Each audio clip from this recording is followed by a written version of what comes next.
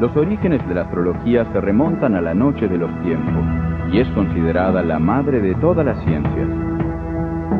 Las primeras expresiones del hombre que han quedado registradas tienen un contenido astral. Ya desde sus etapas nómades y cazadoras guardaba registro de las fases de la luna, tanto para aprovechar la luz nocturna como para medir los ciclos animales y luego, ya sedentario, los vegetales. Las manifestaciones astrológicas más desarrolladas tuvieron lugar en los grandes imperios de la antigüedad: China, Centroamérica, India, Egipto y Babilonia. Esta última, ubicada en el valle de la Mesopotamia, entre los ríos Éufrates y Tigris, es considerada la cuna de la astrología occidental. Tanto para los sacerdotes sumerios, asirios y caldeos como para los egipcios en el valle del Nilo, determinar los ciclos anuales de las crecientes y bajadas de los ríos a fin de aprovecharlas para las siembras y las cosechas era una cuestión de vida o muerte, y así fueron logrando mediciones astronómicas de una gran precisión que sentaron las bases de la matemática actual. En sus elevados templos piramidales, los zigurats, además de observar el límpido cielo en busca de vaticinios, los babilonios rendían culto a los astros, especialmente a los 5 planetas visibles: Mercurio, Venus, Marte, Júpiter y Saturno. Ellos determinaron el zodíaco, la banda celeste a través de la cual se mueven el Sol, la Luna y los planetas, y según las 12 lunas llenas que ocurren en el lapso de un año, lo dividieron en 12 partes iguales, creando así nuestros conocidos signos zodiacales.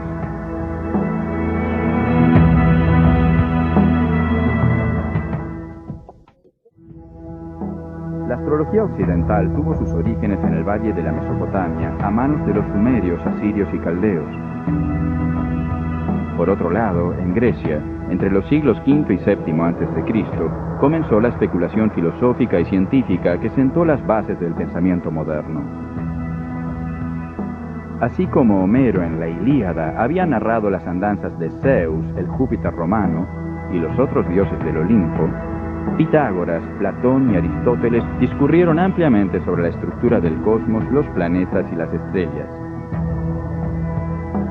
En el año 334 a.C., el joven Alejandro Magno, hijo de Filipo de Macedonia y alumno de Aristóteles, decidió conquistar el mundo y difundir los valores de la cultura griega.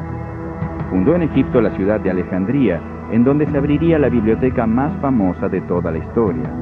Por ella pasaban intelectuales y estudiosos de todas las culturas conquistadas: Grecia, Egipto, Babilonia, India y Persia. Intercambiaban ideas y conocimientos, dando una nueva forma al saber más complejo y ambicioso de todos, la astrología.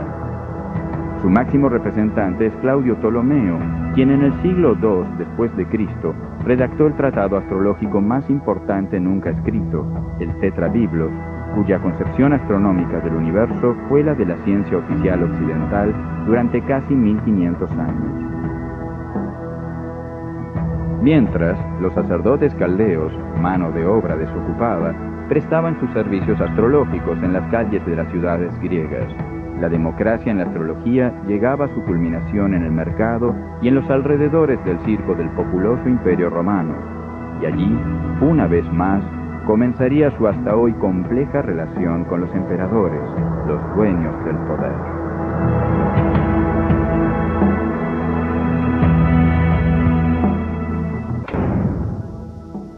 La astrología, nacida en el seno del poder imperial babilonio y egipcio, tuvo luego una compleja relación con los emperadores romanos y todavía hasta nuestros días con los gobernantes en general. Fue notable el escándalo suscitado por la primera dama norteamericana Nancy Reagan, cuando el 15 de agosto de 1988 reconoció públicamente que consultaba a varios astrólogos, cuyo juicio era tenido en cuenta por su marido, el presidente de los Estados Unidos. El nazismo alemán, por supuesto, tampoco pudo resistir a la tentación de acudir a los astros, y esto generó uno de los episodios más desopilantes de la Segunda Guerra Mundial. El ascenso de Adolf Hitler ya había sido predicho en un matutino por la legendaria astróloga Elsbeth Ebertin, madre de Reinhold Ebertin, el creador de la escuela cosmobiológica, cuando Hitler era un oficial menor completamente desconocido. Por su parte, Heinrich Himmler, jefe de la policía secreta del Reich, y acorde con la beta típicamente irracional del nazismo, estaba muy interesado en las ciencias ocultas, así como el oficial Rudolf Hess y Joseph Goebbels, jefe de propaganda. Cuando el 8 de noviembre de 1939 Hitler sufrió un explosivo atentado contra su vida, el astrólogo suizo Karl Kraft fue detenido por la Gestapo, dado que pocos días antes se había acercado para prevenirles del suceso. Una vez aclarado que su tan exacto diagnóstico se había basado exclusivamente en la astrología, tanto él como otros astrólogos fueron frecuente y compulsivamente consultados por Himmler, tomándose muchas decisiones bélicas fundamentales según criterios astrológicos. La inteligencia británica y la resistencia contraatacaron convocando secretamente a varios astrólogos, entre ellos Louis de Wohl, para prever los movimientos aconsejados al enemigo. Además, introducían en las zonas de conflicto folletines impresos con fechas anteriores, llenos de falsas predicciones exitosamente cumplidas y vaticinios sobre la inminente caída del Reich. Diferencias ideológicas y disgusto con las predicciones menos favorables llevaron a que las SS encarcelaran a todos los astrólogos de Alemania la noche del 12 de junio de 1940, llamada en adelante la Noche de los Astrólogos. Ya detenidos, se los siguió consultando, pero su desgracia fue definitiva cuando desaconsejaron a Hitler la invasión a Siberia, prediciéndole que sería su ruina. La gran mayoría de ellos murió en los campos de concentración.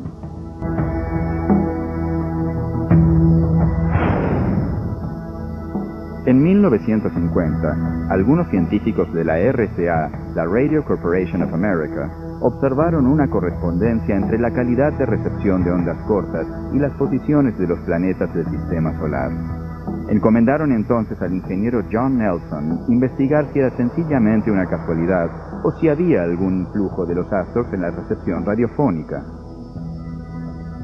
Investigando los datos técnicos archivados desde los años 20, Nelson descubrió que las tormentas magnéticas, origen de las perturbaciones en la propagación de las ondas de radio, coincidían con las posiciones que dos o más planetas tenían respecto del Sol, en los ángulos de 90 y 180 grados que los astrólogos llaman aspectos, en este caso de cuadratura y oposición, y que han sido tradicionalmente leídos como señal de conflictos y tensión. Asimismo, Nelson observó que con los llamados aspectos armónicos de sextil y trígono, 60 y 120 grados respectivamente, se mejoraba notablemente la propagación de las ondas cortas. Además, comprobó ciertos efectos con otros ángulos no considerados por los astrólogos de la antigüedad, pero muy usados por los modernos, el quincuncio de 150 grados y la sesquicuadratura de 135 grados. La validez de estos descubrimientos se puso en evidencia cuando Nelson pudo predecir correctamente futuras perturbaciones electromagnéticas con un 93% de aciertos, cifra asombrosa e imposible de adjudicar a la casualidad. Hoy, las emisiones radiofónicas en todo el mundo tienen en cuenta este factor para mejorar la calidad de recepción de los usuarios, mostrando otra cara oculta de la relación entre la vida cotidiana y la astrología. El emperador Teodosio, siguiendo los pasos de su antecesor Constantino, declara el cristianismo religión oficial del Sacro Imperio Romano. La cultura greco-latina fue recediendo ante el avance de los bárbaros germanos y a la caída del Imperio Romano le siguió una fragmentación política, lingüística y cultural de Occidente cuyo único nexo durante siglos fue la hegemonía espiritual de la Iglesia. Mientras en los feudos reinaba el analfabetismo, el saber de antaño se refugiaba y reescribía parcialmente en los monasterios, deteniéndose durante siglos la especulación filosófica, científica y, por supuesto, la astrológica. San Agustín, uno de los padres de la Iglesia, había sido él mismo astrólogo, y con la pasión de todo converso dio en el siglo III argumentos de toda clase muy sólidos contra la astrología, que en ese momento era vista como un recuerdo demasiado reciente y peligroso de las religiones paganas.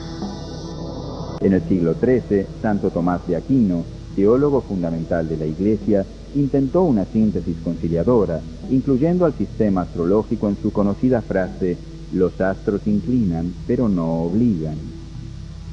De ahí en adelante, el papado tuvo variadas relaciones de aceptación y rechazo hacia la astrología, hasta llegar en nuestros días a la inclusión de la misma en la corriente cultural de la nueva era, considerada por algunos como una forma sutil de paganismo.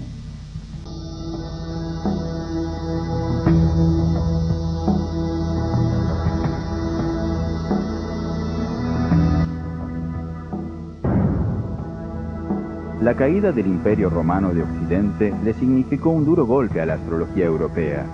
El saber, recluido en los monasterios, fue en gran medida olvidado por los clérigos, excepto en la práctica médica.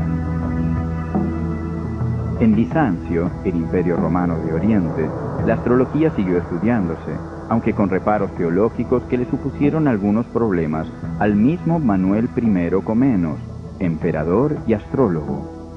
Por otro lado, en Medio Oriente, luego de la conquista de Alejandro, los persas continuaron con esta tradición, que fue también mantenida y profundizada en la India.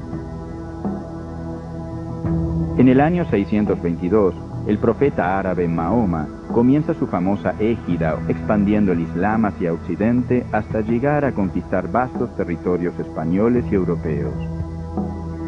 El desarrollo de la cultura musulmana llevó al florecimiento de la astrología árabe, continuaron con la tradición de Ptolomeo y desarrollaron algunas técnicas por su cuenta. En España, el rey Alfonso X, llamado el Sabio, practicante de la astrología, continuó en el siglo XIII con la tarea iniciada anteriormente por la Escuela de Traductores de Toledo, que aprovechaba los saberes lingüísticos de los judíos y los moros residentes para la traducción al español de textos árabes, traducción estos, a su vez, de textos latinos, a su vez traducción de antiguos textos griegos. De este modo, Europa recuperaba el contacto directo con su pasado astrológico, nutrido ahora por los aportes de las diversas culturas por las que había transitado.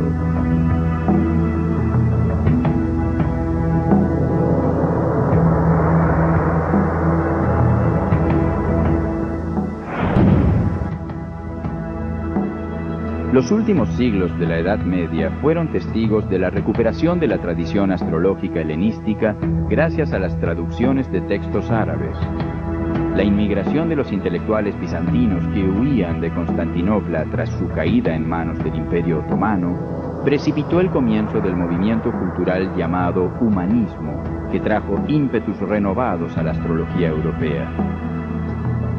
El neoplatonismo y el hermetismo fueron las filosofías sobre las que se apoyaron principalmente en el siglo XV los astrólogos Marsilio Ficino, Cornelio Agripa y Paracelso. Buscaban un conocimiento que fuera tan sagrado como racional, a mitad de camino entre la adivinación y la ciencia moderna. En Francia, Michel de Notre-Dame, Nostradamus, fue ampliamente conocido por su influencia en la corte de Catalina di Medici y sobre todo por sus profecías, misteriosamente enunciadas en sus famosas centurias. Más adelante, en el siglo XVII, el astrólogo Jean-Baptiste Morin de Villafranche, quien llegara a ser profesor de matemática en el Colegio Real durante 27 años, predijo a una joven noble desconocida que sería reina. Cuando este vaticinio se cumplió y ella accediera por matrimonio al trono de Polonia, le financió la publicación de su gran obra Astrología Gálica. Por la precisión de sus aciertos y la rigurosa racionalidad de su sistema astrológico, fue objeto de toda clase de atenciones por parte de los verdaderos amos de Francia, el cardenal Mazarino y luego Richelieu. El Renacimiento inglés había producido también astrólogos extraordinarios. Quizás el más conocido fue William Lilly, padre de la astrología horaria moderna, la rama oracular o adivinatoria de la astrología, quien había predicho con 10 años de antelación la Gran Peste y el incendio de Londres de 1666. Naturalmente fue citado como sospechoso en el Parlamento, pero demostró satisfactoriamente a sus oyentes las razones astrológicas de su predicción. Esto no evitó que ese mismo año de 1666, en Francia, el ministro Colbert desterrara a la astrología de las universidades por decreto, llamándola en el mismo una vieja loca.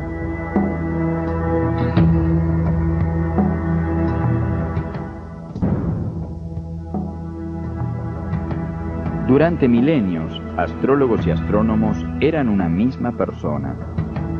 Los grandes nombres de la historia de la astronomía hasta hace 2 siglos estudiaban astrología y la mayoría la practicaba.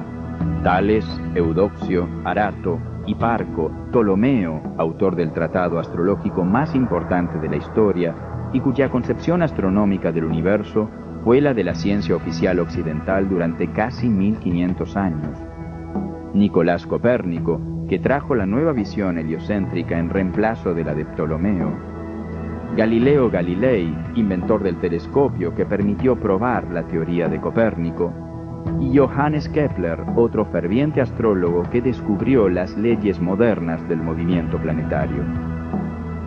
Luego del decreto emitido en 1666 por el ministro francés Colbert, desterrando a la astrología de las universidades, su práctica comenzó a ser mal vista en los medios intelectuales, y el mostrar meramente alguna simpatía hacia el tema podía significar la pérdida de un puesto y la ruina profesional.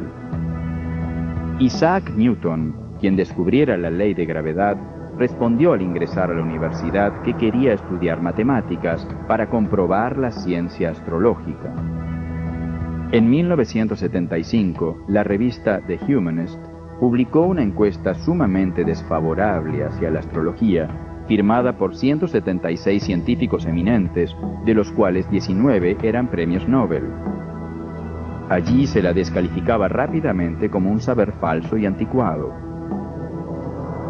Cuando un periodista de la BBC de Londres quiso entrevistar a alguno de los firmantes, se encontró con que evitaban reportajes, declarando como motivo que no conocían nada sobre el tema. Este periodista contactó eventualmente a todos, encontrándose con la misma respuesta, lo que produjo un pequeño escándalo en los medios intelectuales y filosóficos que señalaron cómo este inmenso grupo de eminencias, en nombre de la ciencia y de la verdad, habían, por puro prejuicio, afirmado algo de lo que no tenían la menor idea.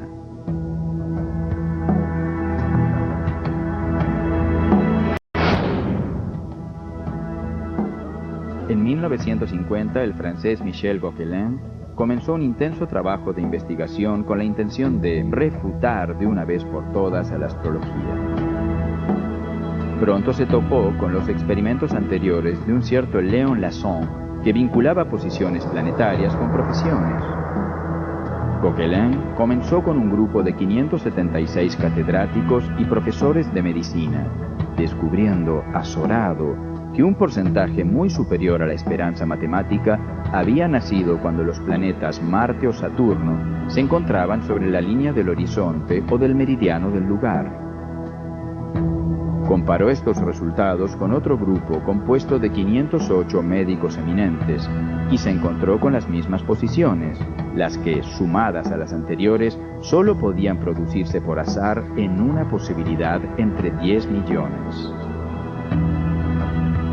Creyendo que algo debía andar mal, recorrió con su esposa Françoise toda Europa en búsqueda de registros natales fidedignos, aumentando el número de casos estudiados primero a 25.000 y luego a cientos de miles. Seguían observándose posiciones significativas de Marte y Saturno en el caso de los científicos de renombre, de Marte en los deportistas, de Marte y Júpiter en los militares, de la Luna y Júpiter en los actores y de la Luna en los escritores, tal como siempre lo había afirmado la astrología. Asimismo, encontró una relación de alta significación estadística entre las posiciones planetarias de un individuo y la de sus padres. Sus resultados impresionantes han sido hasta la fecha irrefutables, para conmoción de la comunidad científica toda. Desde entonces se han sucedido múltiples verificaciones estadísticas rigurosas de diversos segmentos de la doctrina astrológica, las cuales son registradas, evaluadas y difundidas por el ISAR, la Sociedad Internacional de Investigación Astrológica.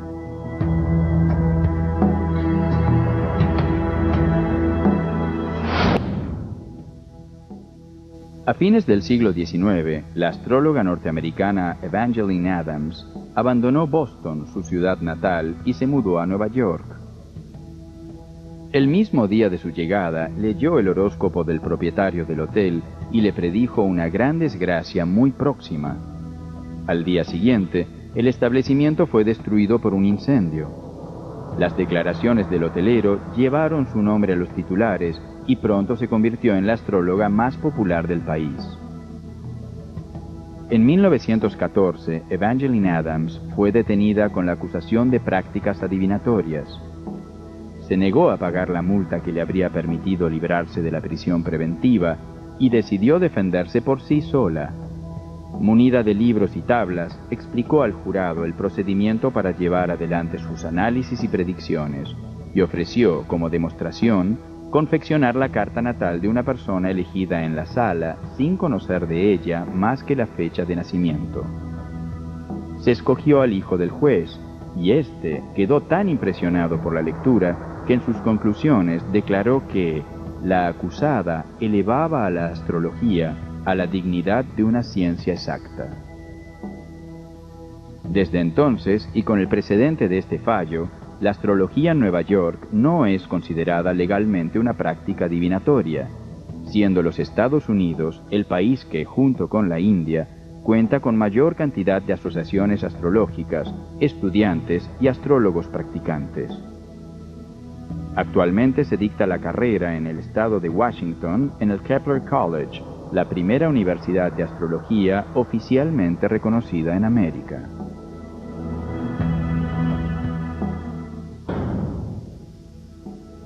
El interés del hombre moderno por la astrología parece haberse centrado sobre todo, pese a sus antecedentes predictivos, en las posibilidades que brinda de un mayor autoconocimiento, que, siguiendo la conocida máxima del oráculo de Delfos, «Conócete a ti mismo», acompañó a la difusión de la nueva ciencia psicológica desarrollada por Sigmund Freud durante el siglo XX.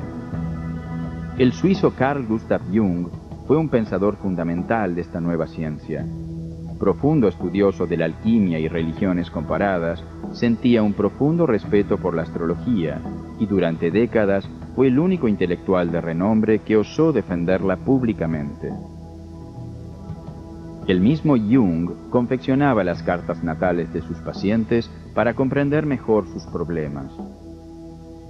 Consultado una vez sobre cómo era posible que Occidente no hubiera desarrollado antes una ciencia psicológica, contestó que durante siglos lo había hecho mediante una psicología muy rica y elaborada bajo la forma de la astrología. Su concepto de la psique influyó a muchos astrólogos, tales como Dane Rudhyar, quien, mediante una síntesis entre la tradición, el esoterismo y el pensamiento de Jung, fundó hace décadas la corriente llamada humanística, dentro de la cual se halla inscripta, de un modo u otro, casi toda la astrología moderna.